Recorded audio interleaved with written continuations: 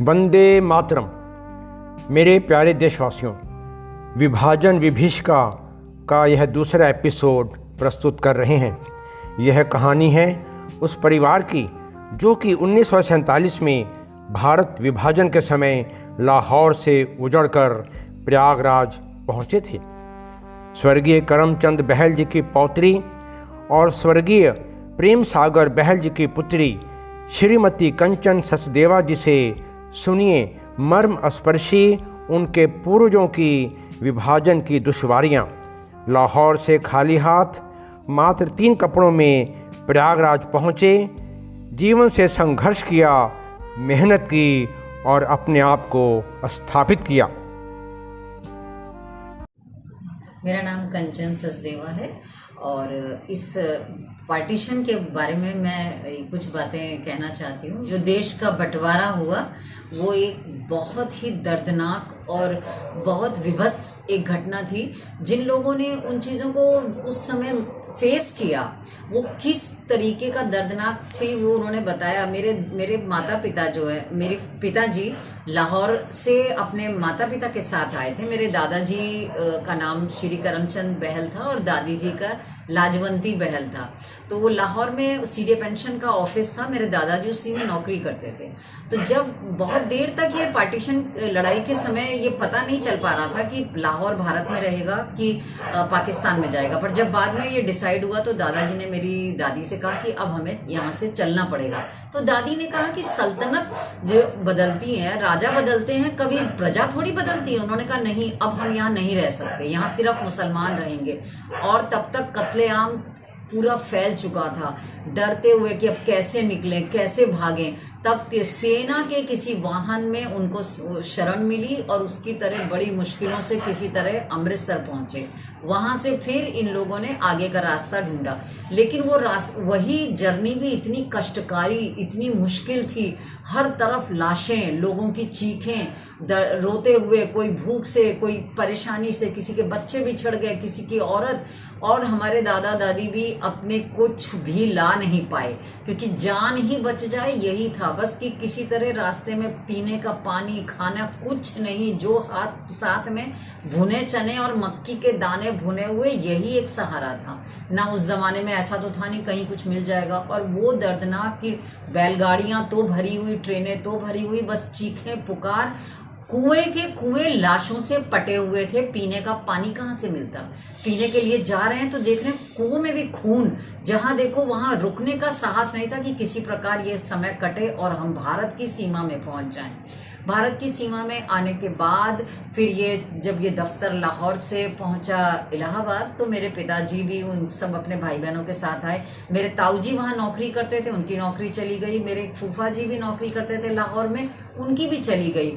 और फूफा जी तो अपने भाई के साथ थे, वो दोनों तो इंजर्ड हुए, उनको चाकू मारा गया।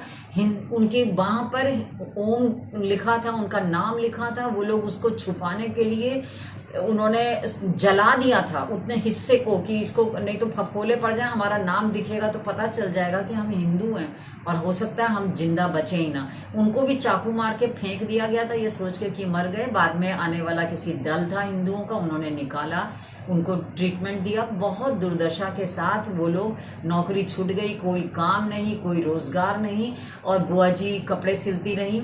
इस तरह से बहुत मुश्किल से उन्होंने बहुत दुश्वारियों के बाद अपने जीवन को किसी प्रकार से खड़ा किया। मेरे इन लॉज जो थे ये लोग सरगोधा के थे, मेरे सास ससुर ये लोग सरगोधा जिले के थे, और वो उनको लाहौर तक आना और मुश्किल हुआ भारत पहुंचने के लिए, वही रास्ता था। वो लोग किसान लोग थे, वो नौकरी वाले नहीं थे। आपके ससुर जी में लाजम का क्या नाम अभी है? मेरे ससुर जी के फादर का नाम चुन्नीलाल सचदेवा था, मेरे ससुर जी हरीशचंद सचदेवा। तो मेरे ससुर जी तो छोटे थे, और ये लोग, इनके पिताजी भी बेचारे उतने पढ़े लिखे नहीं थे, माँ भी, ये लोग किसान लोग थे। इनकी खेती बाड़ी थी, दुकानें थी सरगोधा में जी, और वो चक छैंट करके सरगोधा में था। मेरे दादा दादी तो शहर में रहते थे, और वहाँ लाहौर तो बड़ा ही अच्छा डेवलप्ड सिटी था। और जब वो प्रयाग इलाहाबाद में आए हैं तो यहाँ उन्हें जीवन को बड़ा मुश्किल हुआ। वहाँ पानी घर में था, यहाँ कुओं पे जाना करना, और पैसे वाले लोग थे, पर यहाँ आकर के स्थितियाँ बिल्कुल ही चिंताजनक और ख़राब हुई। मेरे जो मेरे ससुर के परिवार वाले चूँकि किसानी करते थे, ज़मीनें वहाँ रह गई। ये बेचारे रास्ते में ना कोई कागज़ ला पाए, ना कुछ आए, ना इन्हें कॉम्पनसेशन का कोई क्लेम मिला। तो ये लोग लंबे समय लोगों के दिए हुए दान के खाने पर जीवन जिया। इन्होंने जगाधरी में रहे, कैंप में, अम्बाला में रहे कैंप में। उस समय की स्थिति इतनी ख़राब थी कि इन्हीं के परिवार की एक लड़की यंग थी, तो अब यंग लड़की को बचाने करने के लिए वहीं कैंप में मौजूद एक परिवार के लड़के के साथ बस खाली ऐसे दुपट्टा डाल करके उनका विवाह भी कर दिया। क्योंकि अब जवान लड़कियां, ना पैसा पास में, लड़कियां तो विदा करनी है, क्या करें इतनी। और फिर उनके भी परिवार के एक व्यक्ति चूँकि एजी ऑफिस में थे, वो इलाहाबाद आए, तो ये समस्त परिवार मेरे ससुर के जो पिताजी लोग थे, सब भाई इलाहाबाद आ गए। अब यहाँ आने के बाद इनके पास कोई काम नहीं था, यहाँ तो कोई कैंप नहीं, कोई फ्री का खाना नहीं। तो परिवार की स्त्रियों ने या तो कपड़े सिले, पुरुषों ने होटलों में बर्तन तक मांजे, जो अपना वहाँ पाकिस्तान में बहुत पैसे वाले थे, यानी आँखों से आंसू जाते थे और हाथ से बेचारे खाना मिल जाए इसलिए होटलों में जा रहे हैं, बचा हुआ खाना ला रहे हैं, बर्तन धो रहे हैं, वहाँ सब्जी कर रहे हैं, काम कर रहे हैं, पैदल बहुत चलते थे, 2 पैसा बच जाए। बहुत मुश्किल से एक छोटे छोटे मकान के एक कमरे में एक परिवार ने गुजारा किया। पैसा ही था नहीं, कहाँ रहेंगे, कैसे रहेंगे, सरकार भी कितने दिन तक खिलाती। तो एक बहुत उसका नतीजा ये हुआ कि मतलब कम से कम 25, 30, 35 साल तो निकल गए, जिसमें कि अपना मकान नहीं हो पाया, कुछ नहीं हो पाया, शादी ब्याह भी बहुत कम पैसे में कैसे तैसे हुआ। तो बड़ा ही संघर्ष रहा जीवन में, बहुत मुश्किल रहा। और भाषा की भी बड़ी दिक्कत थी।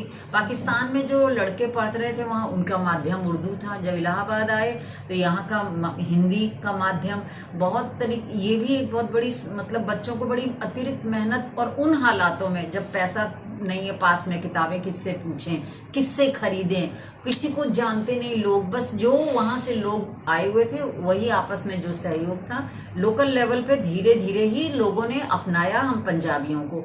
ऐसा नहीं था कि वहाँ से आते ही यहाँ पर पूरी तरह सबको स्वीकार कर लिया, क्योंकि हमें अलग संस्कृति अलग थे। हाँ, पाकिस्तान में मेरे पिताजी बताते हैं कि जिन्होंने मदद करी निस्वार्थ भाव से वो आरएसएस के स्वयंसेवक। आरएसएस यानी राष्ट्रीय स्वयंसेवक संघ। उनके जो सिपाही टाइप के उनके जो स्वयंसेवक थे बेचारे, वो डंडा ले लेकर के आओ बाबूजी, आओ बहन जी, हिंदू परिवारों की उन्होंने बड़ी रक्षा करी। और ये एक चीज़ है जिसके बारे में लोग कभी जल्दी बताते ही नहीं हैं। ये बात चूंकि मेरे पिताजी ने मुझे खुद बताई, उनके सामने की चीज़ें थी, उन्होंने स्वयं देखा, उनकी कुंडी खड़का के कहा कि आज आप हर हालत में, आप कल तक लाहौर छोड़ दीजिए क्योंकि अब हम भी छोड़ रहे हैं। तब वो लोग एकदम अंतिम दिन में, जब बिल्कुल बंटवारे से 2 दिन पहले किसी प्रकार से निकल करके भागे थे, क्योंकि सभी को अपने घर का मोह, अपने सामान का मोह, और सालों तक क्या मृत्यु के तक भी मेरे दादी तो अपना घर पर चीज़ें याद करती थी, मेरे दादाजी करते थे। उनको उनके बारे में हमने सुना है। मेरे ससुराल में तो मैं जितना जानती हूँ, जितना मेरी सास के पिताजी गली गली बेचारे कंधे पर रख रख के चादरें बेची उन्होंने, पैदल पैदल। मेरी सास के भाइयों ने आइसक्रीम बेची, लेकिन मेहनत से डरे नहीं। और उन्हीं में से एक भाई मेरे मामा ससुर बाद में रेलवे में सीनियर चीफ इंजीनियर हुए। वो तो मेहनत नहीं छोड़ी उन लोगों ने, उनके सास के भाइयों ने भी। मेरे अपने ताऊ जी ने सड़क किनारे फल लगाए, फल बेचे, बाद में मेहनत करके वो भी रेलवे के एम्प्लॉय हुए। तो इस तरह से मेहनत को नहीं छोड़ा और वही कारण बना, वरना एक पूरी कौम तबाह हो सकती थी। पंजाबी और सरदार जो पाकिस्तान से आए, उन्होंने बहुत मेहनत करी, दिन रात एक करा, तो आज उनके बच्चे ये कह सकते हैं कि हाँ, हमारे पूर्वजों ने, हमारे पुरखों ने, हमारे बड़ों ने भारत में आने के बाद भारत की इकोनॉमी में बहुत बड़ा हाथ है। उस मेहनत को नहीं छोड़ा, उस विभीषिका को जिसमें जान के एक दूसरे के दुश्मन थे, प्यासे थे, उस दौर को देखा है जो रोंगटे खड़ा कर देते हैं। दादाजी करमचंद जी बहल जो सीडीए पेंशन लाहौर में थे, वो ऑफिस उस समय सरकार ने इलाहाबाद में भेजा द्रौपदी घाट पर, तो लिहाजा वो ऑफिस के साथ वो लोग इलाहाबाद आए, तो परिवार भी पूरा आया यहीं पर। फिर मेरे दादाजी तो रहे, मेरे पिताजी ने भी पढ़ाई करी। मेरे पिताजी ने इतने ख़राब दौर के बाद भी रात दिन लगन लगा के मेहनत करके, मेरे फादर बाद में एमकॉम किया इलाहाबाद यूनिवर्सिटी। तो पिताजी की आयु लगभग कितनी रही होगी 1947 में जब देश का बंटवारा हुआ? मेरे जब आए हैं तो वो 12 साल के थे जी, 12 वर्ष के थे। और उसने बड़े बच्चे को पूरी उर्दू की आदत थी, और एक स्कूल में एग्जाम्स में उनको उर्दू में लिखने के लिए उनको ये नहीं पता चलता था कि अगर हिंदी में लिखा है तो उतना वो समझ नहीं पाते थे क्वेश्चन, तो टीचर उनको बताता था, उसके बाद उनको उर्दू में लिखते थे। फिर उन्होंने हिंदी के लिए भी सीखा, अलग से बैठ बैठ के खुद पढ़ते थे, किसी से पूछ पूछ के कि मुझे अपनी हिंदी भी अच्छी करनी है, नहीं मैं क्यों पीछे रहूं। और बाद में मेरे फादर जो है सीडीए पेंशन में ही उनको नौकरी मिली, और वो रिटायरमेंट के समय सीनियर अकाउंट्स ऑफिसर हो गए थे। और पापा ही नहीं, पापा के और परिवार वाले भी, इवन हम सब भाई बहनों को भी हमारे पापा ने कहा कि नहीं, हमने तो इतना संघर्ष किया है, उस चीज़ से ना हम संघर्ष से डरे हैं, ना अपने स्वाभिमान को हमने कभी समझौता किया है। हम उसी पथ पर अपने बच्चों को भी चाहते हैं कि वो चलें, नेकी, ईमानदारी, संघर्ष और स्वाभिमान के साथ। और उन्होंने बहुत मेहनत की। और मेरे तो देखिए, मेरे तो बहन भी भाई भी सीए चार्टर्ड अकाउंटेंट बने, मैं खुद आज नौकरी में हूँ। अभी मुझे पढ़ाया लिखाया, तो पंजाबीज ने सभी ने जो उधर से आए अपने समस्त बच्चों को कहा कि ईश्वर पर भरोसा रखिए, देश के प्रति देशभक्त रहिए।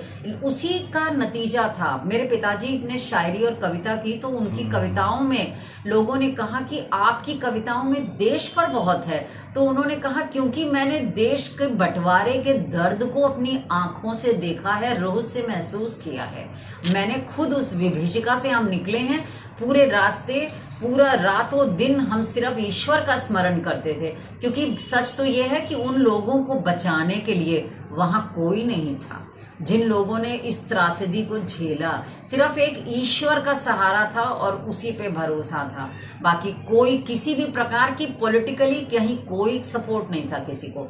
तो बस हम सभी लोगों ने जो उधर से आए, उन लोगों ने अपनी देशभक्ति को कायम रखा, स्वाभिमान, और बहुत संघर्ष और रात दिन की मेहनत से आज हम सब तो अब इन किस्सों को ही सुनते हैं, और संघर्ष करने वाले हमारे पूर्वज पर हमें उन पर गर्व। अभी आप लोग कहाँ सेटल हो? अभी इलाहाबाद में सेटल हो गया? फिर मेरे दादाजी ने मकान बनवाया अपने पैसे से इलाहाबाद में मकान, अभी प्रयागराज में? जी प्रयागराज में। फिर मेरे पिताजी रहते थे, अब मेरा भाई रह रहा है। और मेरे ससुर ने भी अपनी जो जमा पूंजी के साथ एक मकान हम लोगों ने भी बनाया। हम सब अब इलाहाबाद में ही हैं, हमारे अपने मकान हैं। लेकिन हाँ, हम पुराने पीछे से लाहौर के हैं, ये बात हम याद रखते हैं। धन्यवाद। जी, बहुत बहुत शुक्रिया।